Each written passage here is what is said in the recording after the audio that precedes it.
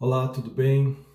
Eu espero que você esteja bem e que a graça e que a paz do nosso Senhor Jesus esteja sobre a sua vida, esteja sobre a sua casa, esteja sobre a sua família. Hoje a minha proposta aqui é fazer algo diferente. Hoje eu basicamente vou ler com você um texto das Escrituras para que sirva de reflexão para você e sirva de reflexão para mim mesmo. Inclusive quero estimular você. Nós vivemos numa geração que gosta de tudo muito pronto, tudo muito mastigado. Então muitas coisas que conhecemos ou que supomos conhecer, muitas coisas que cremos, é porque ouvimos de alguém, é porque comemos algo ou recebemos de alguém algo já pronto, facilitado. E eu não sou contra isto, mas eu quero estimular você, quero inclusive também me estimular, que sejamos leitores e principalmente praticantes daquilo que os textos nos ensinam, porque eles servem de informação, servem de referência, servem de marco para uma vida conforme o Evangelho. E hoje eu quero ler com você o capítulo 4 do livro de Efésios. Então, Efésios, capítulo 4, nós vamos lá do primeiro. Diz assim: Eu lhe suplico, como prisioneiro que serve o Senhor, que vivam e se comportem de maneira digna daqueles que foram escolhidos para receber bênçãos tão maravilhosas como essas. Eu e você, nós fomos escolhidos, nós fomos abençoados, nós fomos reconciliados. Então, existe para nós agora uma forma digna, uma forma ajustada, uma forma aproveitável de se viver. Ele diz, e ele começa dizendo: sejam humildes. E aqui eu quero lembrar você que humildade não tem a ver com finanças. Aqui eu quero lembrar a você que humildade não tem a ver com uma condição social ou educacional. Humildade é ser ensinável, é saber ouvir, é saber absorver, é saber aproveitar. Assim como o apóstolo Paulo também afirmou, para a gente ouvir e reter o que é bom. Então é ter um coração ensinável, ter um coração pronto para aprender, pronto para ser modificado. Então sejam humildes e amáveis, sejam pacientes, tendo tolerância uns pelos outros, por causa do amor entre vocês. Amor este que foi derramado dos nossos corações. Nós que cremos em Jesus já fomos abençoados e temos amor dispensado dentro do nosso coração. Nos é possível amar. Então ele diz que esse amor que está entre nós seja praticado em tolerância. Sejam tolerantes uns com os outros. Versículo 3.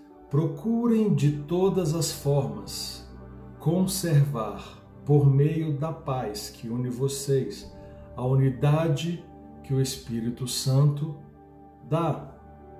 Nós somos todos membros de um só corpo, temos o mesmo Espírito e uma só esperança para a qual todos fomos chamados. E aqui eu quero alertar você, chamar a sua atenção para dizer que isso não está especificamente falando com o grupo que você congrega. Isso não está especificamente falando com um grupo religioso, com membros de uma determinada doutrina, de uma determinada religião. Ele está falando que nós temos o mesmo Espírito. E quem tem esse mesmo Espírito? Todos aqueles que foram alcançados pelo Evangelho, todos aqueles que receberam a mensagem de Cristo, a verdade de que Cristo é o Filho de Deus, a verdade que habita no nosso coração. Isso nos faz corpo. E ele diz que todos somos membros desse mesmo corpo e fomos chamados pelo mesmo Espírito. Versículo 5 agora. Há um só Senhor. Eu quero te dizer que não é o Senhor que muitas vezes nós construímos na nossa cabeça ou na nossa doutrina. Existe um só Senhor, Deus. E Ele diz, uma só fé, fé em Cristo Jesus, um só batismo, um só Deus e Pai, o qual está sobre todos, ou seja, acima de todos, maior do que, inclusive, a nossa doutrina, maior do que as nossas verdades humanas, Ele está acima, mas também agindo por meio de todos nós e em todos nós. Ele diz que Deus está acima de nós, mas que também habita em nós pelo Espírito Santo e que age através de nós. Versículo 7, entretanto, Cristo concedeu aptidões especiais ou dons especiais a cada um, qualquer coisa que Ele deseja que recebamos do seu rico depósito de dons. Por isto foi dito, quando Ele subiu triunfalmente ao céu, levou consigo muitos prisioneiros e concedeu dons aos homens. Então, quem dá o dom, quem traz um chamado, quem direciona para a condução, para a realização de algo no reino de Deus, é o próprio Cristo. É Deus através de Cristo. Isso não vem de vontade humana, isso não vem de linhagem, porque eu sou filho de um padre, porque eu sou filho de um pastor, porque houve uma promessa. Isso não funciona assim. É Deus quem chama, é Deus que atribui, é Deus que dá o dom. E Ele concedeu esses dons aos homens. E aí Ele diz que, notem que Ele diz que subiu ao céu. Isso significa que primeiramente Ele desceu nas alturas do céu, até as regiões mais inferiores da terra.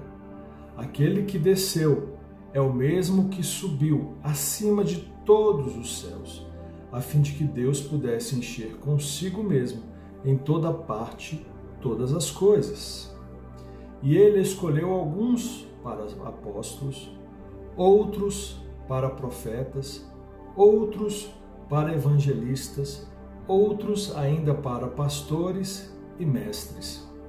Ele fez isso para que o povo de Deus esteja mais bem aparelhado, para fazer uma obra melhor para Ele, edificando a igreja, o corpo de Cristo, e elevando-a a uma condição de vigor e maturidade.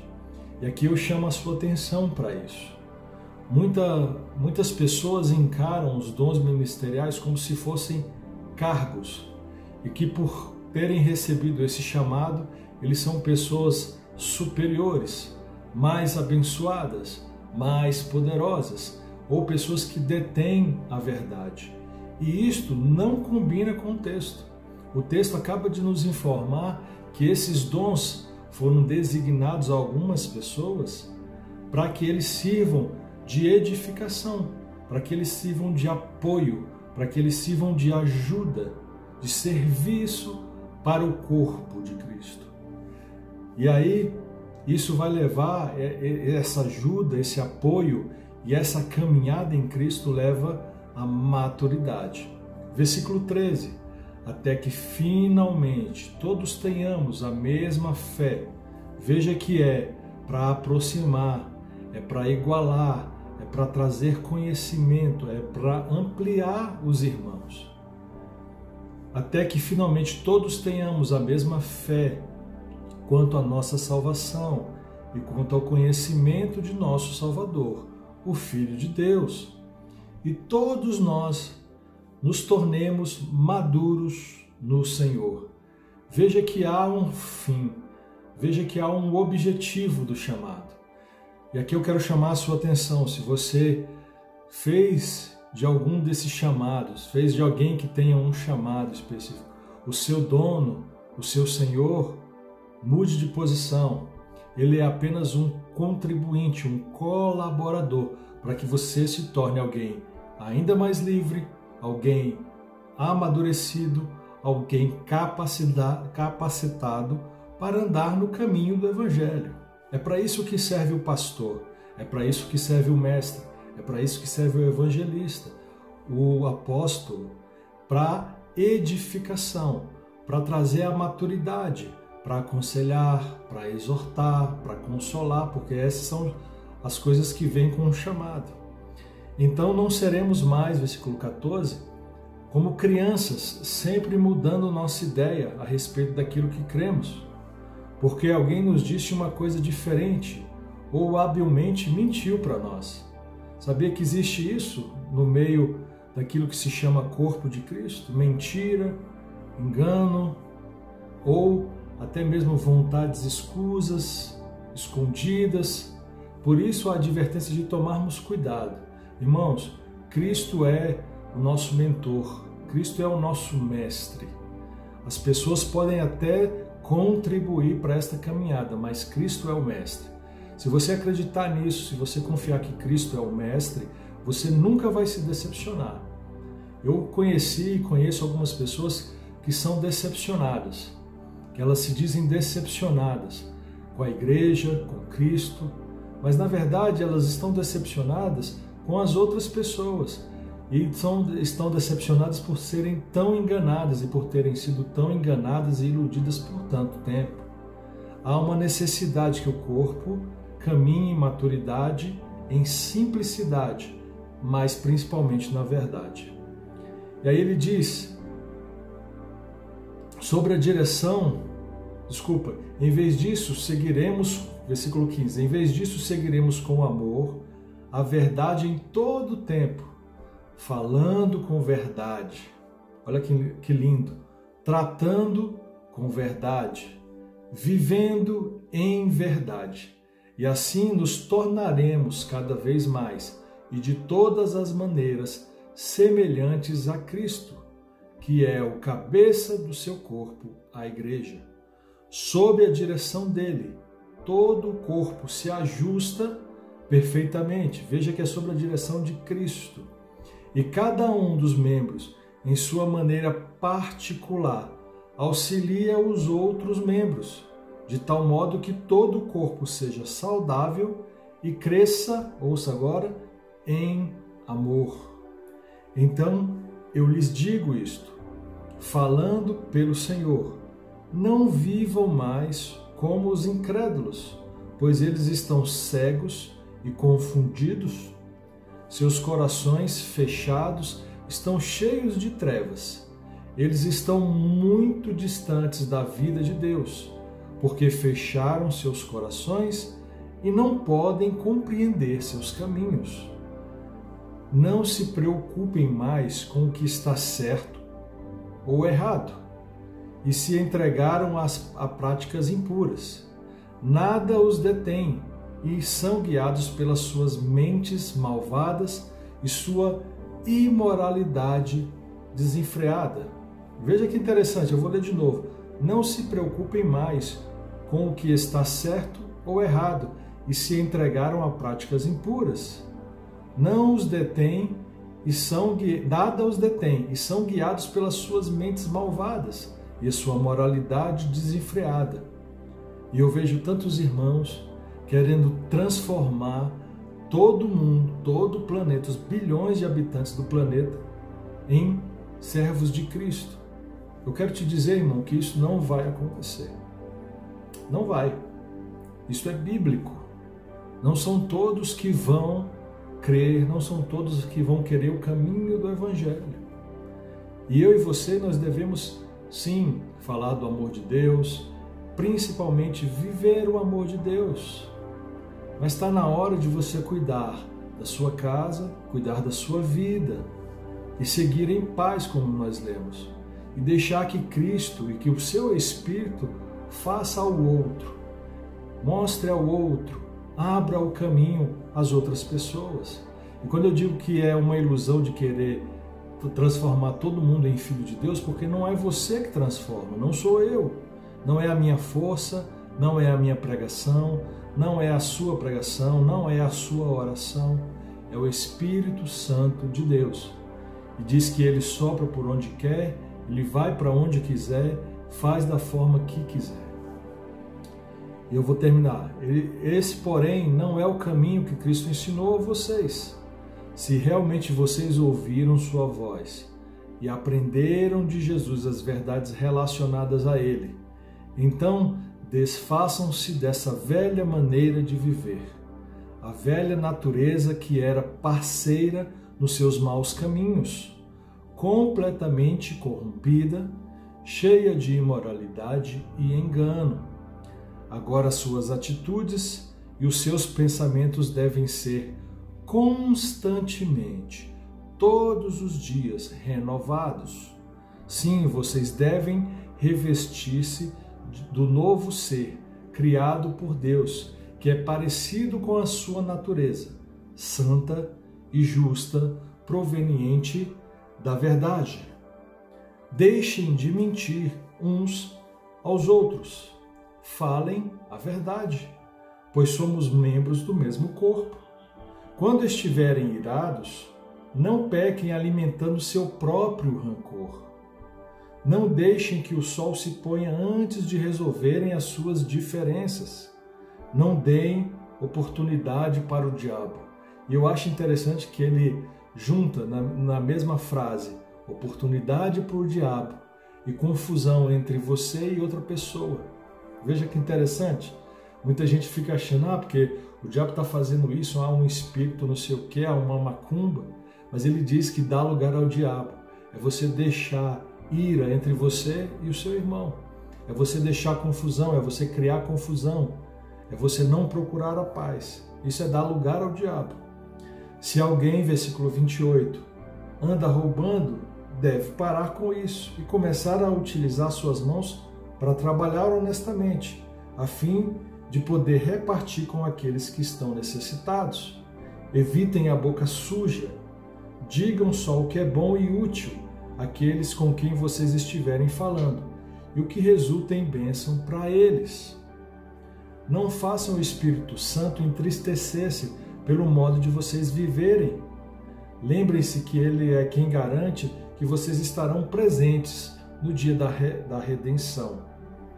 Abandonem toda amargura, abandonem todo ódio e toda raiva, evitem toda gritaria.